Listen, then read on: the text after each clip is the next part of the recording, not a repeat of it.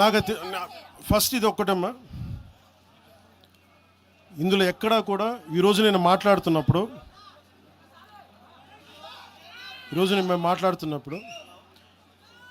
మొన్న BJP Bharatiya Janata party నాయకులు GHMC ఎన్నికల్లో మా వాళ్ళందరూ నామినేషన్ వేసిన తర్వాత కూడా నేను ఒక్క మాట మాట్లాడితే వెనక్కి తీసుకున్నాను.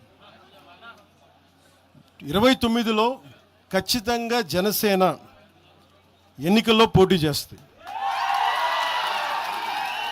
కాకపోతే మీరు అడిగే ప్రశ్న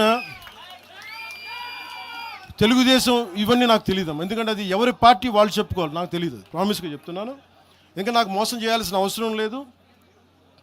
అలాగే భారతీయ జనతా పార్టీ నాయకులు కలిసి వస్తారో కూడా లేదో కూడా నాకు తెలియదు. ఎందుకంటే మొన్న ఈ మధ్యన రామచంద్రరావు గారు కూడా మాట్లాడింది, జీహెచ్ఎంసీ ఎన్నికల్లో భారతీయ జనతా పార్టీ ఒంటరిగానే పోద్ది, జనసేనకి సంబంధం లేదని చెప్పినప్పుడు నేను మా నాయకులు కూడా ఫ్రీడమ్ ఇస్తాను, మీరు సొంతంగా పోటీ చేసుకుని అని చెప్తాను.